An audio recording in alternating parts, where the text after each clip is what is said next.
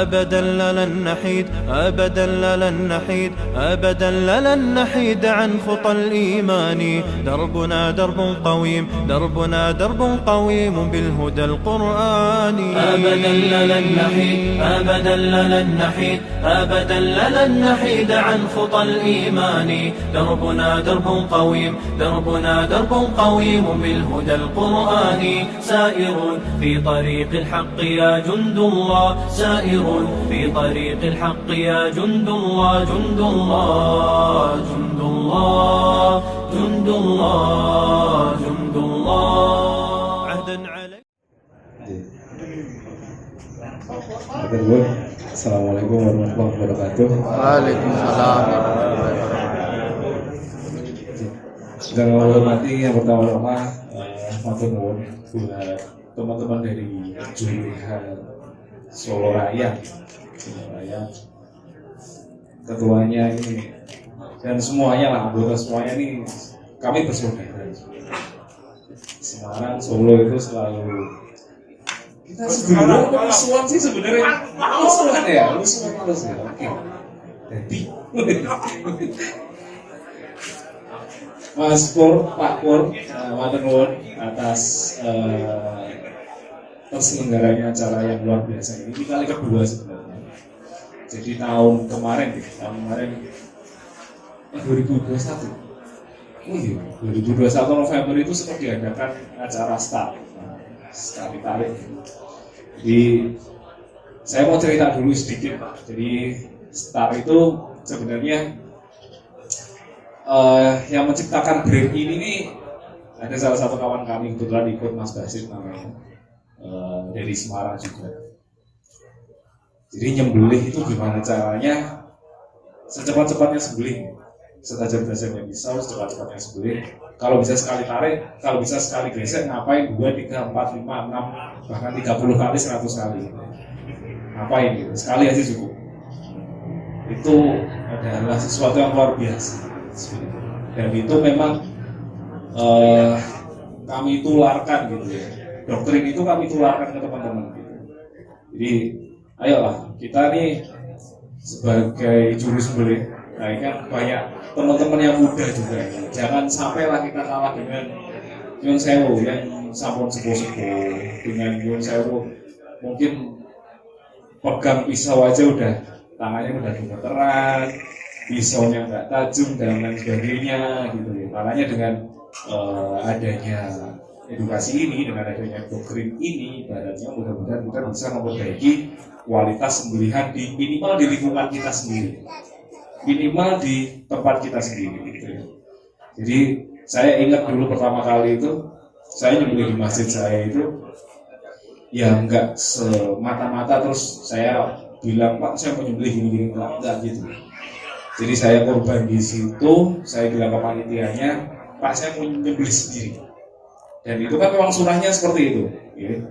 Jadi itu mungkin triknya bisa dipakai nih sama teman-teman semua, sama bapak-bapak semua yang ada di sini untuk memperkenalkan sembelihan yang baik itu seperti apa gitu. Kalau memang dirasa sembelihan di tempat panjenengan semua ini kok kurang baik gitu.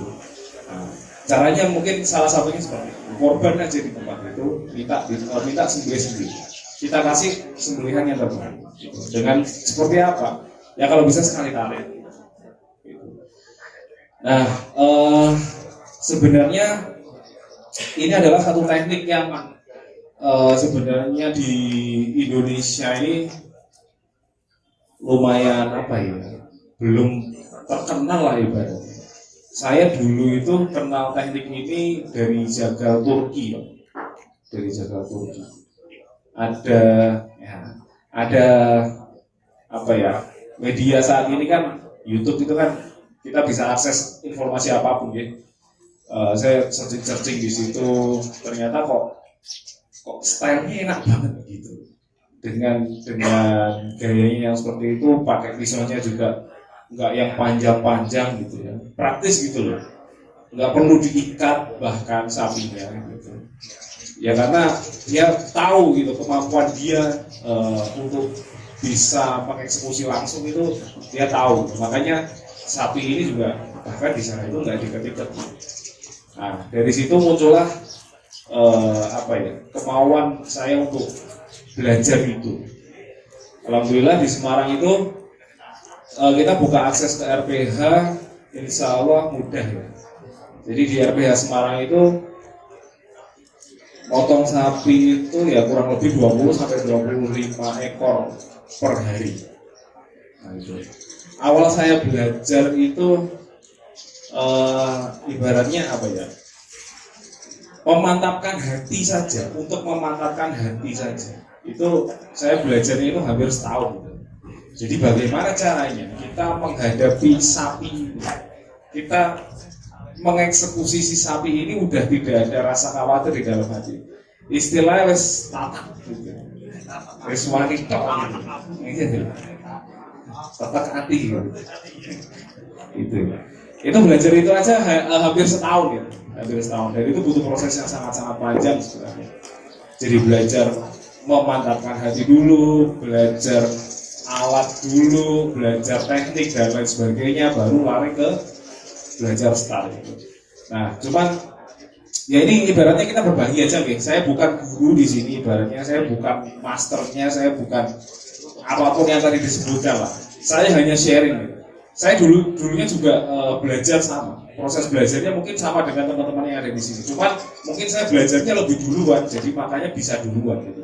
Dan saya yakin teman-teman yang ada di sini kalau memang diniatkan untuk belajar itu, insya Allah juga akan bisa. Pasti itu. Kuncinya cuma sederhana sebenarnya. Fokus saja. Ada niatnya, ada sarananya, fokus. Sudah itu aja. Niatnya diniati dulu dari dalam hati. Pokoknya saya pengen belajar. Ini kan ibadah juga ya. Pengen belajar di sini. Sarananya ada tidak? Ada. Solo sekarang sudah buka akses ke RPH. Ya, bahkan sudah ada program yang namanya sekolah jagal. Istimewa loh. Nah, gudeg kan. Karetnya loro. Pedes? Masih dek. Wong tua biasa, rakyat pedes.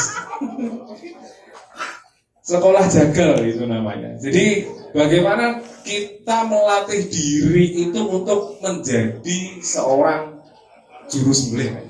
Ya kalau bahasa gampangnya jagal. Makanya dia itu ada sekolahnya.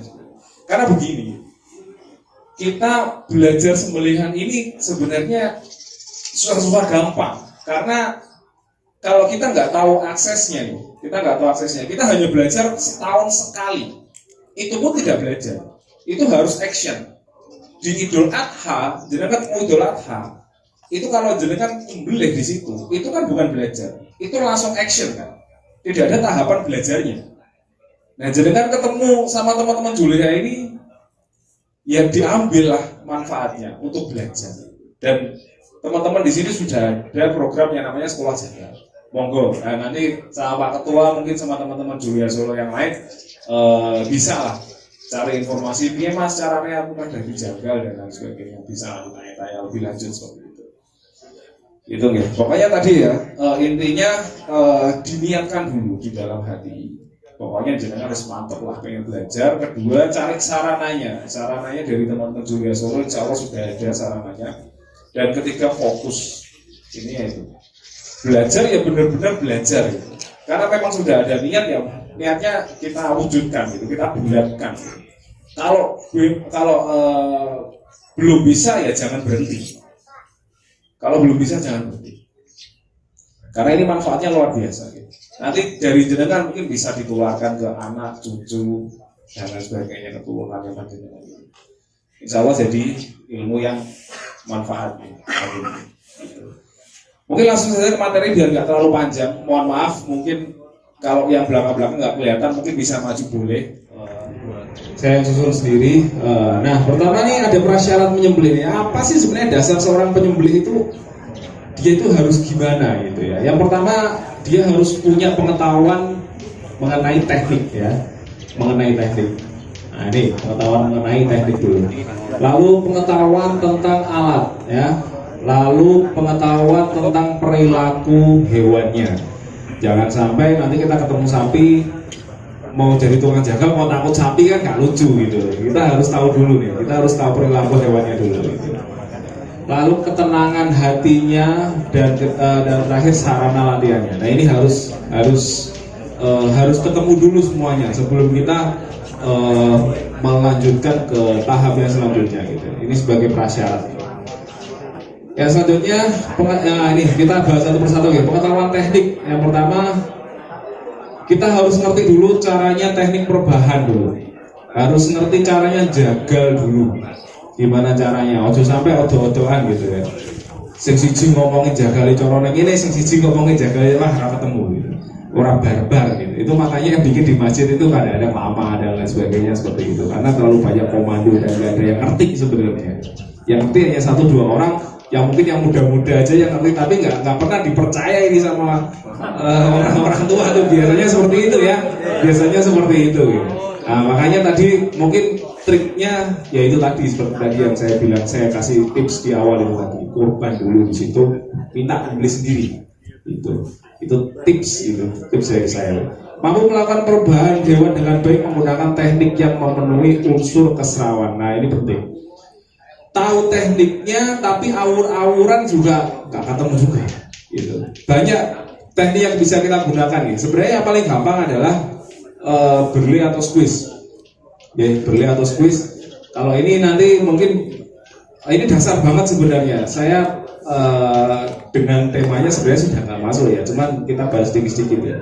Mungkin kalau panjenengan yang ada yang belum tahu berlay dan squeeze itu apa, silahkan cari di YouTube cara merebahkan sapi dengan berlay atau squeeze itu ya, itu akan lebih jelas di sana. Lalu yang kedua, teknik tali temali, mampu mengikat kepala dan kaki hewan dengan kuat untuk keamanan dan kenyamanan dalam proses pemotongan. Teknik menalinya juga harus paham. Ojo sampai tali itu diwel gitu, banyak gitu talinya. Akhirnya malah gak kencang, akhirnya tambah kendor itu malah. Sebenarnya 1-2 digubetke istilahnya, digubetke sekali 2 kali itu aja sebenarnya sudah cukup. Itu akan lebih kencang daripada kita pakai yang digubet banyak gitu. Itu sebenarnya salah kaprah. Nah, selanjutnya adalah teknik peregangan leher. Nah ini penting nih, mampu menganalisa dan melakukan peregangan leher untuk kelancaran proses penyembelihan sesuai teknik masing-masing. Ini sedikit kita sudah mengarah ke startnya atau sekali tariknya. Intinya di mana? Sekali tarik itu gimana caranya kita bisa memposisikan leher hewan senyaman mungkin, sekencang mungkin. Supaya apa? Analoginya seperti ini Pak. Kita motong kain nih. Motong kain. Kalau kainnya kendor, kita motongnya kan susah, gitu. Tapi kalau kain itu dipanteng, ibaratnya kanan kiri, nah gunting nggak usah jenengan tekan, itu jenengan dorong ya lari sendiri. Jadi itu analoginya seperti itu.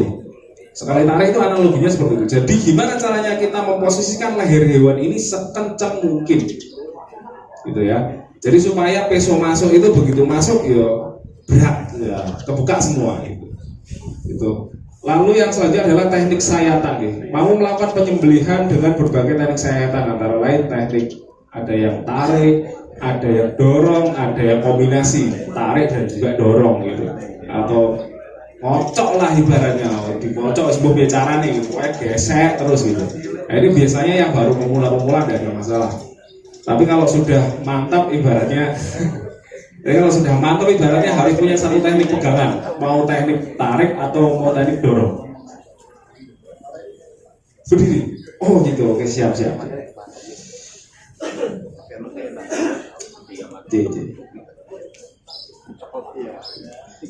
Ya, selanjutnya adalah pengetahuan alat ya. Alat umum ya, mau mengenal dan mengoperasikan alat-alat umum seperti tali, kapak, blok dan lain-lain itu ini saya highlight aja. Pisau, mampu mengidentifikasi ketajaman dan mengoperasikan pisau sembelih sesuai gaya masing-masing. Ini penting. Pisau itu adalah alat satu-satunya yang kita gunakan untuk menyembelih, nggak ada alat yang lain. Gimana caranya kita kerja? Gimana caranya kita melakukan sesuatu kalau kita nggak ngerti alat yang kita gunakan? Nggak ketemu. Kita harus tahu dulu kemampuan pisau kita itu seperti apa, ketajamannya sampai di grade mana. ketajamannya sampai seperti apa, mampu atau tidak kira-kira. Itu yang bisa menentukan kita sendiri sebenarnya. Jadi perlu nih kita mengenal alat dulu. Pisau harus tahu dulu, minimal jenengan bisa ngasah dulu, minimal itu dulu. Bisa ngasah setajam mungkin sesuai karakternya panjenengan, sesuai keinginannya panjenengan, baru belajar untuk potong. Gitu ya. Jadi ini adalah alat satu-satunya yang kita gunakan. Jadi jenengan harus benar-benar tahu dulu pisau ini nih sampai segimana kuat, sampai segimana hebat gitu. Jadi powernya sampai seberapa ini harus tahu dulu, gitu ya. Lalu selanjutnya adalah alat penajam. Nah,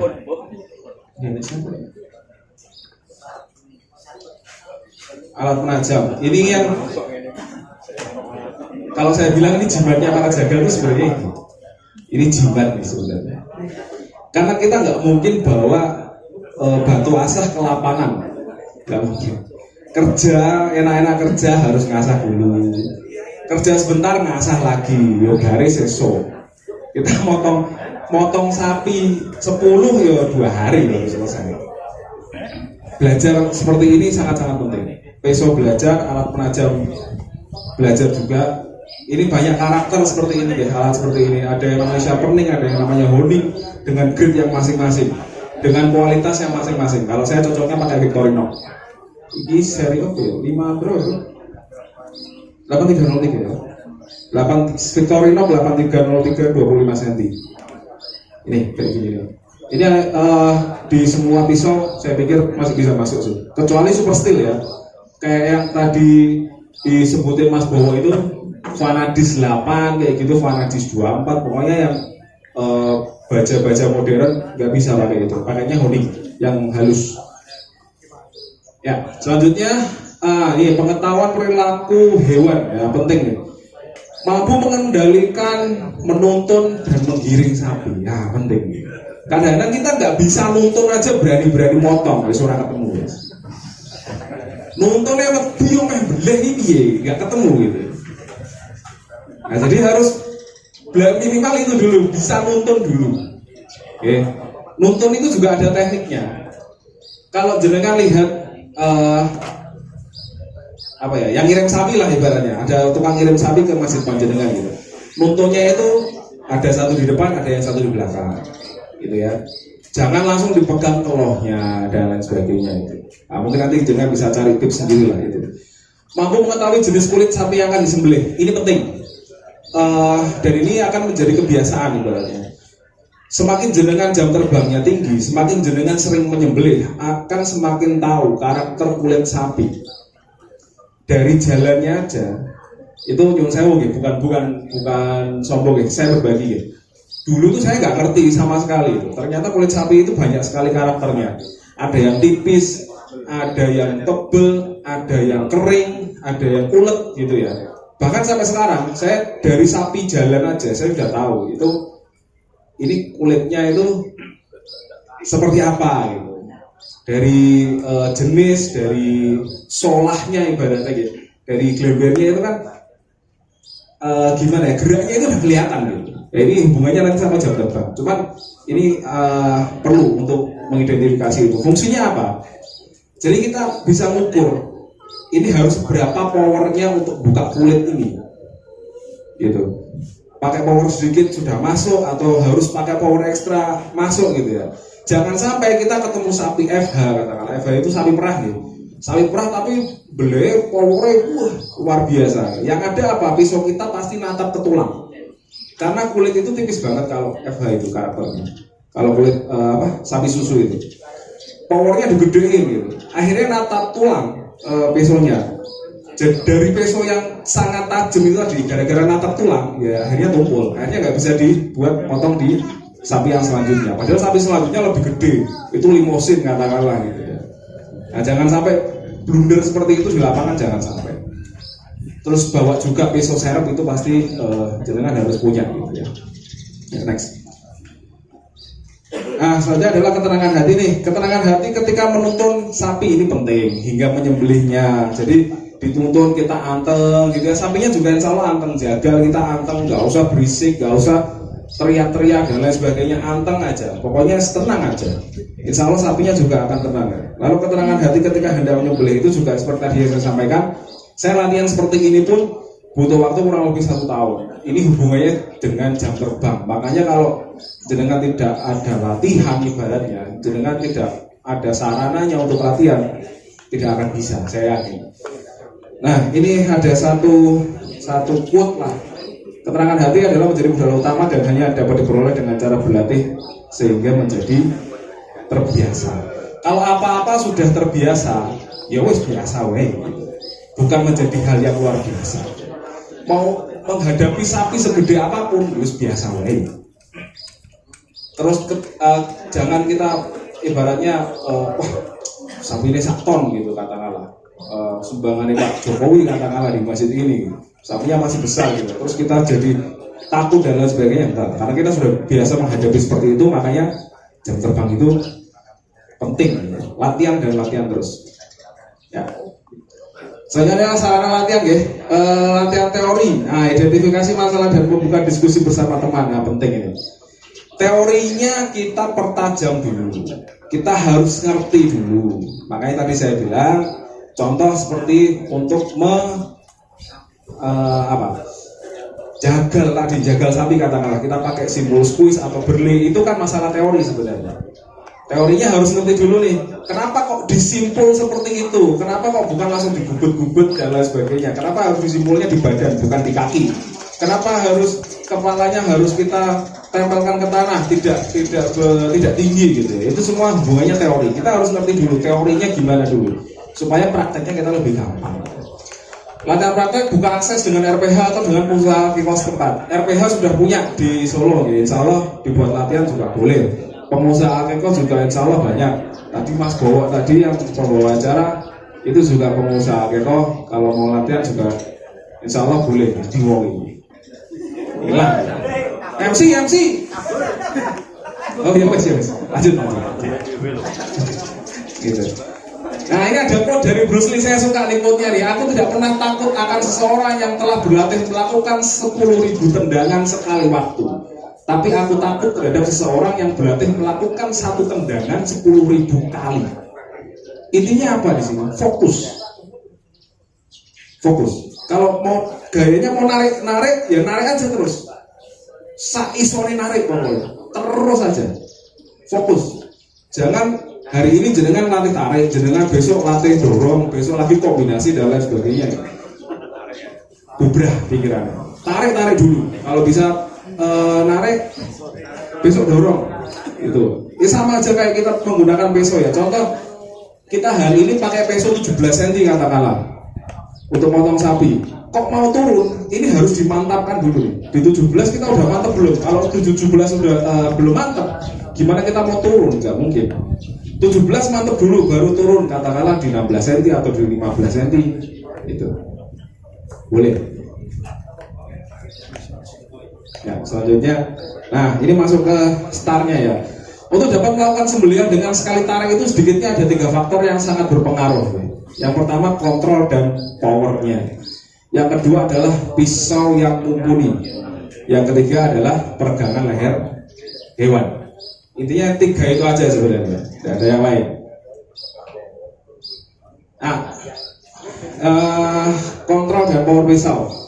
Yang pertama power genggaman dulu. Bagaimana kita menjaga pisau tetap melekat di tangan dengan menjaga power pada genggaman pisau yang kita gunakan. Atau kita bisa bilang settle ya. Jadi gimana caranya kita menggenggam pisau ini supaya settle di tangan. Ada yang, nah ini kan bentuk pisau kan seperti ini Pak, handle-nya nih. Ada yang genggamnya seperti ini, ada yang di tengah-tengah seperti ini. Kalau saya seperti apa? Saya tambahkan seperti ini Pak. Kenapa kalau seperti ini? Yang pertama di stopper ini, bagian stopper ini akan menahan pisau untuk tidak bergerak ke kanan dan ke kiri. Jadi nggak goyang. Gitu.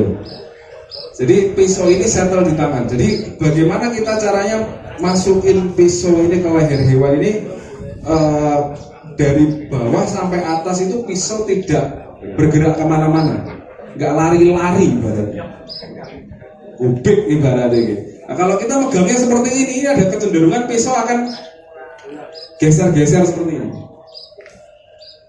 Nah ini penting nih, gimana stylenya jenengan dulu aja lah. Mungkin masing-masing orang akan stylenya mungkin akan beda-beda. Cuma kalau saya sendiri, saya pegangnya seperti ini. Ini secara kontrol saya lebih dapat, secara grip saya lebih settle. Nah, mungkin nanti jenengan bisa praktekkan gitu ya, mana yang kira-kira lebih settle di tangannya jenengan ini. Supaya apa? Ini kontrolnya lebih gampang. Powernya tersalurkan sempurna, kontrolnya lebih gampang. Jangan sampai kita pegangannya nggak nyaman, tapi powernya udah luar biasa, wes kepedean gitu. Padahal genggamannya kita nggak nyaman. Yang terjadi apa? Pisaunya ya pasti gubik-gubik. Nah, monggo. Jadi ini disesuaikan dengan masing-masing. Makanya tadi saya bilang seperti itu, Pak. Dicari model genggamannya jenengan yang paling nyaman dulu. Gitu ya, yang paling nyaman, yang paling aman, pokoknya yang paling kuat lah ibaratnya. Nah contoh, ya contoh inilah, ini mungkin kayak nggak ada stoppernya gitu. Ya kalau saya sih tetap seperti ini kalau saya. Jadi posisi pangkal pisau ini agak masuk ke tangan, agak masuk. Bukan gini ya. Mas, kok nek kena piye tanganku? Ya kali dinggo. Iki ojo di landhepi. Kali dinggo rek. Jadi ini lebih nyaman. Kalau buat saya ya, Kalau mungkin buat panjenengan nanti bisa praktek sendiri. Silakan. Dicari genggamannya dulu yang paling nyaman, aman dan kuat. Gitu. Yang selanjutnya adalah power sudut tarikan. Bagaimana kita menjaga sudut pisau tetap 90 derajat atau ujungnya masuk dari awal hingga akhir tarikan. Nah, ini penting. Banyak yang mengartikan teknik tarik itu gini, Pak. Jadi tanganmu bro.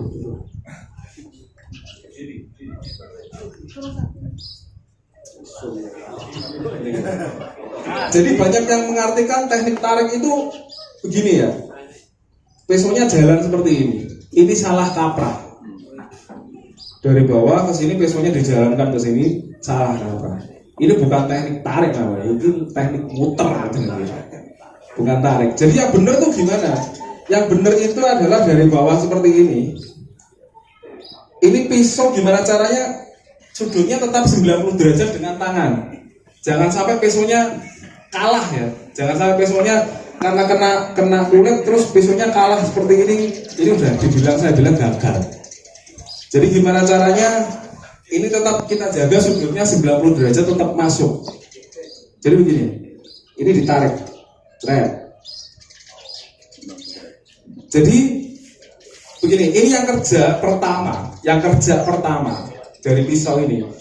Bagian pangkal sampai bagian 2/3 pisau itu untuk buka kulit di bawah, dibuka dulu ya dengan jalan tadi. Lalu ketika sudah buka, ini akan dibersihkan oleh bagian ujung pisau, 1/3 pisau.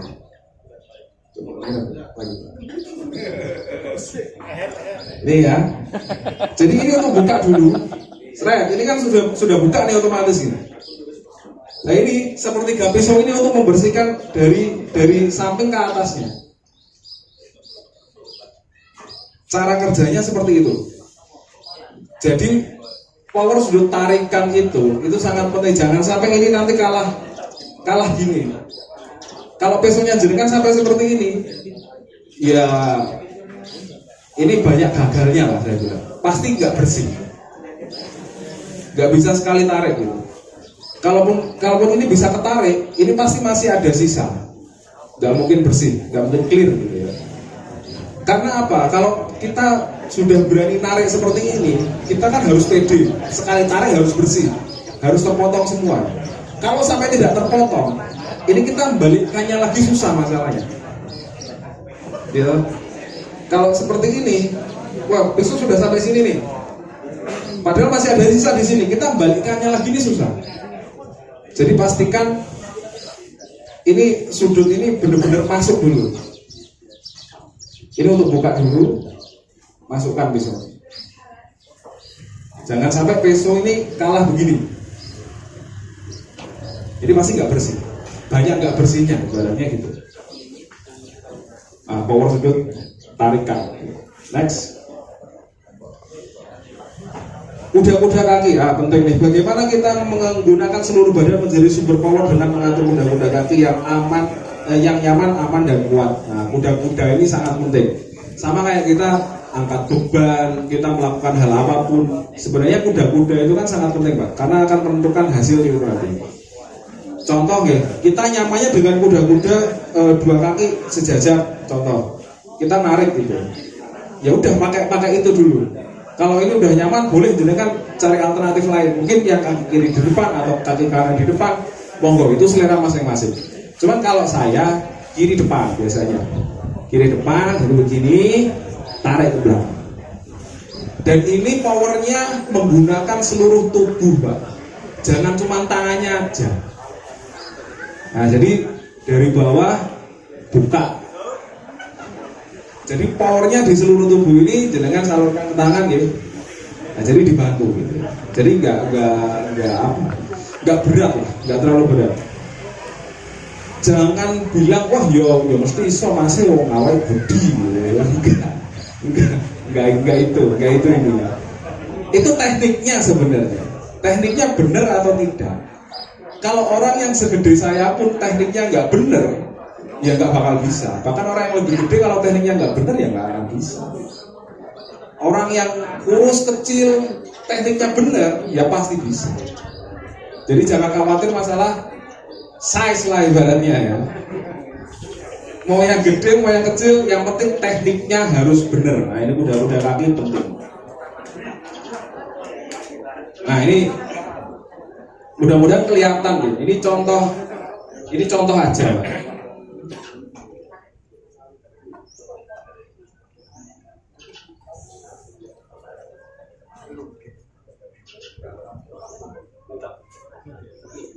Ya, lihat tuh. Awalannya ini bisa dilihat ya. Posisi kepala sapi ini kita hadapkan ke atas. Mengadah ibaratnya, dangak ibaratnya kan.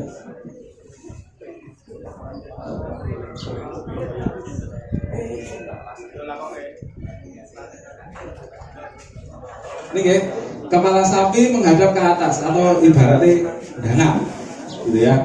Nah ini lihat genggaman pisau saya. Genggaman pisau saya seperti tadi ya, sama ya. Kita mulai dari kolom dari tengkuk ini, Pak. Tengkuk ini. Kita mulainya dari situ. Jangan dari samping sini, tapi dari bawah. Mulainya dari situ. Teman-teman itu biasanya rata-rata kesalahan utamanya adalah dia kurang ke bawah. Awalannya biasanya kurang ke bawah.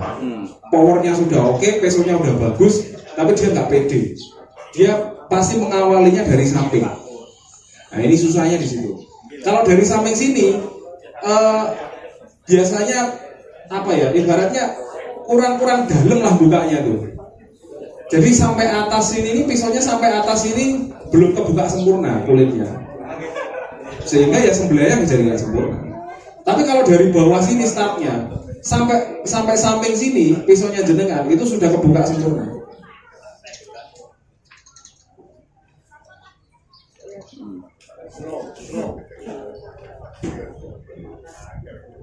Nah, nih, ini mulai saya dari bawah, pisau saya masih tegak berdiri ke atas menghadap ke atas. Ini sudah terbuka sempurna kulitnya gitu. Jadi tinggal meneruskan saja. Nah, tinggal ditarik saja. Itu ya.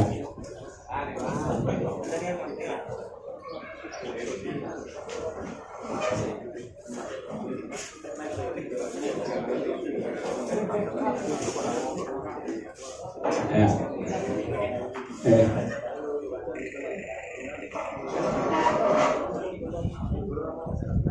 Ini nggak dipercepat ya videonya, juga tidak diperlambat, ini video asli.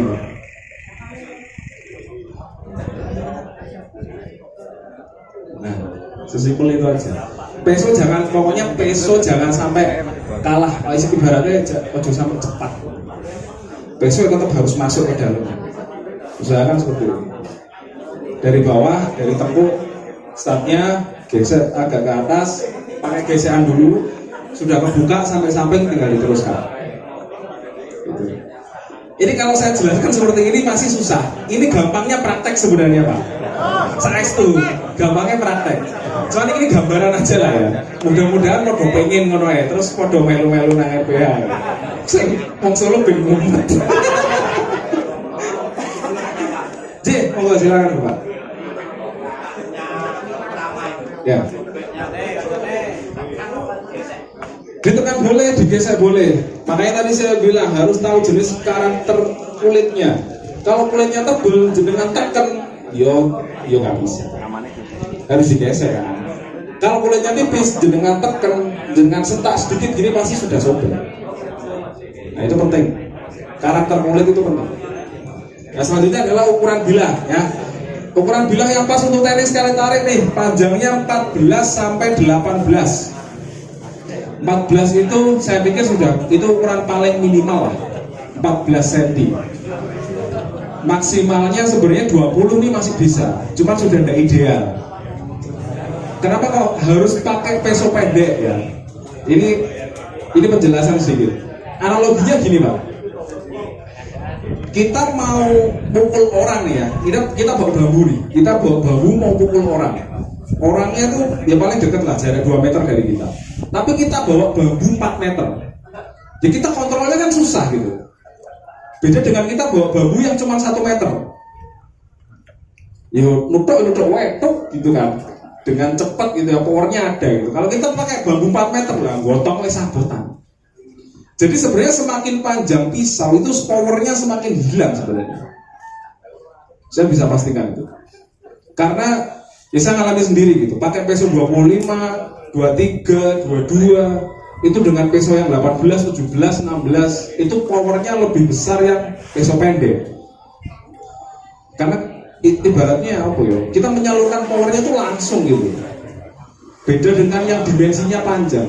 Powernya kan sudah habis dibobot. Kita bawa pisaunya aja udah keberatan. Apalagi kita mau menyalurkan power ke situ. Kita udah susah. Jadi makanya panjang itu ya minimal di 14, maksimal di 18. Di 20 sebenarnya masih bisa. Cuman kurang ideal menurut saya. Itu powernya sudah agak terkuras. Kalau 18 masih oke. Lebarnya berapa? Lebarnya 2,5 sampai 3,5 cm. Ini normal aja. Tebelnya 2 sampai 3 mm. Normal juga. Jadi ini pisau saya Pak, yang sehari ini saya pakai. Yang sehari saya gunakan untuk potong sapi. Mau sapi bobot berapapun, mau kecil gede, insya Allah mantep lah saya. Mantep aja. Ya karena saya tahu itu. Ini pisau kualitasnya seperti apa. Saya yang ngasah sendiri, saya yang ngolah sendiri ibaratnya, jadi saya tahu ini gacokku gitu loh ibaratnya. Ini gacokku. Dan ini mau dipakai siapapun ya terserah monggo. Boleh gitu. Karena ya saya tahu, ya ini oke lah, sudah oke lah menurut saya seperti itu. Mau musuh sapi 1 ton juga oke sih. Dan sudah sering. Kalau di RPH kan jarang motong sapi kecil-kecil. Kalau di RPH untuk konsumsi sehari-hari, apalagi kalau sudah Idul Fitri, teman-teman Solo ini tahu ya, pasti kita jadwal ke Semarang karena motongnya sehari itu bisa sampai 150 ekor. Bukan sehari sih, semalam. Dari jam 8 malam sampai jam 8 pagi itu motong 130, 150. Ya, sapinya juga yus ngeri-ngeri lah ya. Yang gede-gede gitu ya pasti. Dan saya hanya pakai pisau itu sih. Jadi makanya tadi saya bilang harus tahu dulu karakter senjatanya jenengan itu seperti apa. Jenengan harus bisa ngolah sendiri. Jangan sampai kayak ketol, Mas tolong masakin. Nah kita hanya terima bersih. Nanti kita pakai Nyindir. Padahal sebenarnya aku nyindir. Nyindir. Gitu. Bunga-bunga gitu. Iya wis ketol. Kadang-kadang saya tuh mikir ya. Lho iki pesone ketol sing ngasahke bukan dia sendiri gitu loh, tapi nyalahke wong sing ngasahke. Lah kan lucu gitu wong yang pakai dia gitu. Ya kan namanya orang ngasah itu kan feelingnya kan beda-beda ya. Kadang-kadang saya merasa sudah tajam gitu sebagai yang ngasah nih, tapi yang pakai nggak bisa katakanlah. Ya akhirnya ya ora iso dienggo gitu. Atau katakanlah saya ngasahnya kurang tajam tapi yang pakai pinter ya bisa-bisa aja dipakai gitu. Makanya feelingnya itu kan sendiri-sendiri. Kalau sampai ngasahke neng wong dinggo ora penak terus nyalahke sing ngasahke lho iki ya lucu. Lucu lho. Ono ngono ya ono. Oke, ono ki akeh lho ya. Pasti ya. Tapi nengke. Oke ono iki.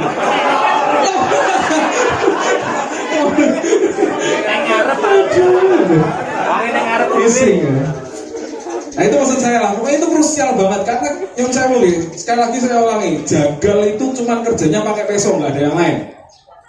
Bagaimana kita bisa kerja tanpa kita mengenal alat kita kerja? Kita ngebur tembok nih, tapi nggak ngerti caranya ngegubur gitu.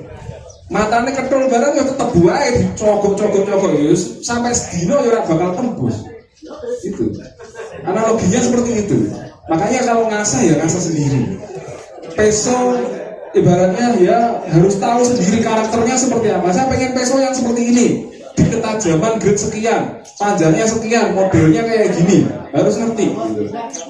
Dan itu hanya bisa panjenengan dapatkan ketika jenengan sudah banyak jam terbang. Jangan ya, itu bisa jenengan dapatkan ketika jenengan sudah banyak jam terbang. Makanya kembali lagi ke awal, pentingnya latihan ini luar biasa banget. Latihan terus dan terus. Teman-teman Solo diriwangi ning Semarang katakanlah hanya untuk bisa gorok ibaratnya. Hanya sekedar itu aja. Kalau dipikir ini kan konyol gitu. Mutrimone pengen gorok sapi dadak ning Semarang gitu. Dipikir ini kan konyol gitu, tapi ya manfaatnya ya luar biasa gitu. Ya teman-teman sekarang bisa disaksikan sendiri. Kalau di kampung-kampung mungkin ya jauh lah tekniknya ya. Nah, apalagi Pak Promo ini. Istimewa lah pokoknya. Lanjut. Nah, model bila pada dasarnya semua model bila dapat digunakan untuk melakukan sembelih sekali dengan teknik tarik. Semua bergantung pada bagaimana si eksekutor mengeksekusinya. Kalau mau tanya modelnya, semua bisa dipakai. Model apa aja bisa dipakai.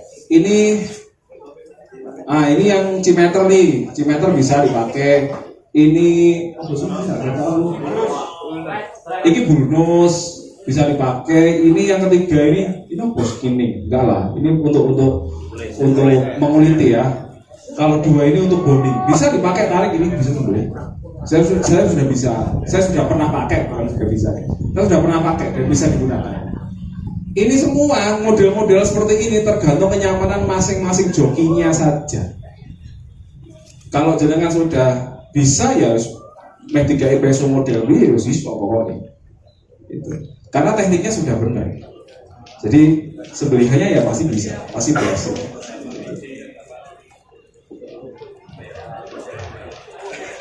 Ya, tingkat ketajaman idealnya sebuah pisau untuk kebutuhan sembelih tarik adalah berada di grade medium atau di bawah grade 2000 dengan harapan mata pisau yang kasar dapat merobek kulit dari awal pisau dihentak sehingga posisi pisau sampai di tengah leher bukaannya sudah maksimal ya.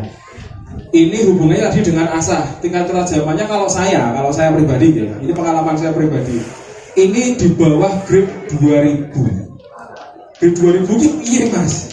Jenengan beli aja amplas bilang grade 2000. Nah itu buat ngasah pisau bisa loh Pak, amplas itu ya.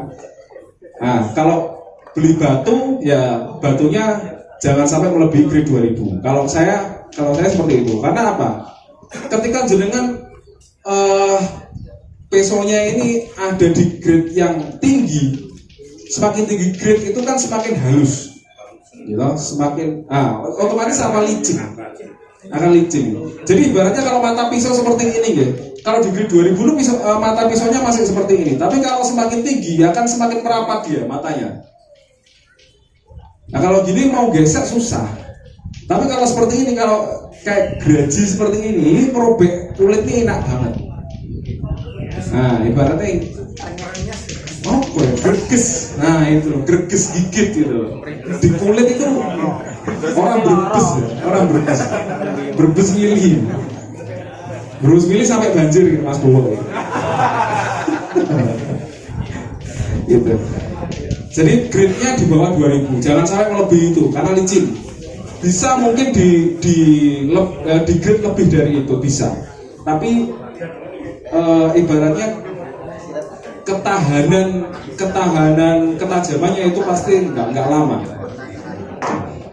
Nah contoh ini nih, ini paling Yahya bisa, ya Yahya, ini grade piro? Ah ini cuman di grade sekitar 600 Pak, sekitar 600. Kalau dibilang grade 600. Apalagi kalau teman-teman Jakarta tuh grade-nya tuh sampai 30.000, 20.000. Batunya itu Pak, batu asahnya itu harganya, mau tahu? Jutaan lah pokoknya, jutaan. Tapi buat saya nggak kepake, buat saya, karena ya mungkin mereka masih pakainya kan pisau panjang, pakai golok seperti itu. Jadi mungkin di ayun itu lebih enak gitu. Mereka tidak mengenal sekali tarik dan lain sebagainya gitu. Mungkin nyembelih juga paling hanya setahun sekali, bukan untuk kebutuhan harian. Kalau ini kan pisau untuk harian Pak. Ini pisau untuk harian dan ini saya ngasah mungkin setahun sekali pun saya belum tentu ngasah. Poin ini. Kayak hadiah kayak dia.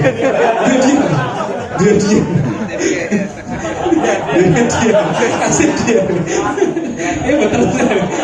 Soalnya biasa gitu. Ya memang saya malas ngasah. Cuman gini, bedanya dengan orang-orang lain ya, nyuwun sewu. Meskipun saya minta untuk ngasahkan orang, tapi finish tetap saya sendiri yang finishing gitu. Jadi yo tak tompo wae apa anane. Iki wis diasahke selama dia bilang ini sudah tajam ya sudah. Feeling mungkin akan sedikit beda. Makanya itu kita perlu poles lagi dan itu saya selalu lakukan sendiri. Jadi karakternya tetap dapat. Meskipun itu biasakan ke orang gitu ya. Nah, makanya pentingnya jenengan belajar asah itu. Terus kenapa kok grade-nya tidak terlalu tinggi? Karena kalau grade tinggi-tinggi itu otomatis mata pisau ini akan semakin tipis. Ketika mata pisaunya tipis, otomatis akan lebih sering cacat ibaratnya. Apalagi kita yang karakternya itu potongnya nggak mantep kalau nggak kena tulang ibaratnya gitu. Saya seperti itu. Semuanya. Ya, mungkin semuanya seperti itu. Bahkan sampai balu-balunya naik buruk gitu ya. Saya sih biasanya seperti itu. Gitu. Cuman dengan grade yang medium kayak gini, ini akan cenderung lebih aman karena mata pisaunya mungkin nggak terlalu tipis gitu ya. Masih tebel itu. Jadi masih ada kekuatan untuk tahanannya. Tapi kalau semakin tipis, contoh cutter mungkin, contoh silet gitu, jadi kan gesek ke tulang atau besi gitu, sekali gesek ya pasti tumpul. Sama dengan pisau yang sangat-sangat tajam gitu di grade tinggi gitu sama. Analoginya seperti itu. Jadi makanya pakai grade yang standar-standar aja lah, yang di grade medium aja. Nah, posisi apa ini penting ini saya bilang ini adalah idola saya lah ibaratnya, idola kita semua lah ya. Kalau yang ngerti orang ini namanya Furkan Can, dia jagal dari Turki. Ini yang menginspirasi saya untuk belajar sekali tarik. Ini lihat, dia tidak pernah mengikat kaki, hanya kakinya belakang aja ini digantung Pak. Jadi pakai rantai seperti itu digantung ke belakang, kaki satunya tidak diikat, kaki depan tidak diikat, hanya dia memposisikan kepalanya sangat-sangat sempurna. Jadi tegangan di sini ini luar biasa tinggi. Jadi makanya tadi kayak saya bilang analoginya kayak potong kain tadi ya. Kalau kain itu semakin kencang, ya potong kita enak aja. Meskipun mungkin gunting kita ini agak tumpul gitu ya. Tapi kalau kainnya kendor, ya wis ketot-ketot. Analoginya seperti itu. Jadi mulainya dari bawah, kita tarik ke samping, bersihkan. Nah, ini posisi kepala sangat penting. Pentingnya bantuan operator kepala untuk memposisikan kepala sehingga leher mendapatkan posisi peregangan terbaik. Intinya itu aja sebenarnya, tidak ada yang lain. Oh ini enggak Pak? Ini Kepalanya tanpa tanpa. Tanpa. kita yang ditarik Pak. Ini gambar ya, ini gambar aja. Ini untuk inspirasi saja sebenarnya. Kalau di sana itu tidak mengenal keluh Pak masalahnya. Mereka itu tidak mengenal keluh. Jadi mungkin sapi di sana itu hanya ditali lehernya aja. Dan di sana kan digembala gitu ya. Yes, ya gitu aja nggak pernah ada keluhnya. Mungkin enak kalau di Indonesia nih pakai keluh masih bisa dikendalikan, mau diposisikan seperti apa masih enak gitu ya. Coba kalau kita ketemu dengan sapi yang seperti ini, alas masya Allah, amit-amit lah. Nah, ini contoh lagi nih.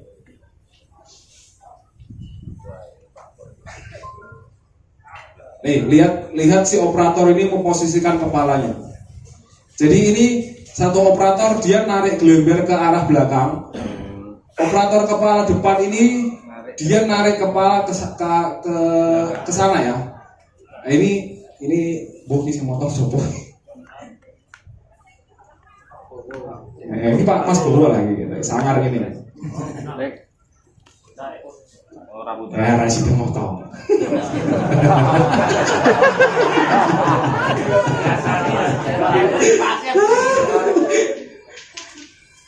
Tapi rasi motor.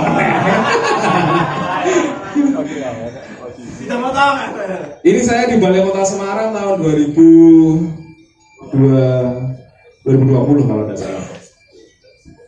Bahkan dengan posisi yang sangat-sangat gak enak. Nah, betul. Bayangin ulang lagi ya. Lihat nih, gimana sih operator memposisikan kepala. Sempurna banget itu. Ini peregangan di sini kan luar biasa tinggi, Pak. Ini sama juga.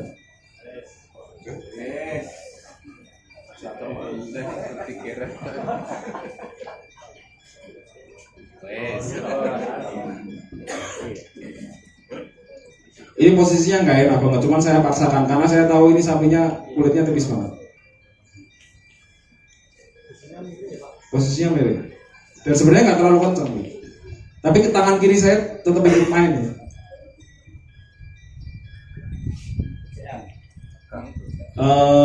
Kita ngencengi apa namanya itu kulit. Nah, ini kan kita tarik nih, tangan kiri saya narik ya.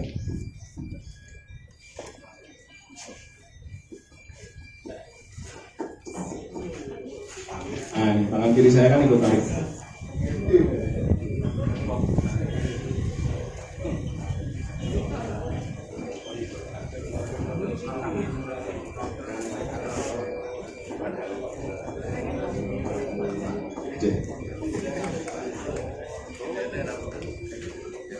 Nah, matur suwun sudah selesai.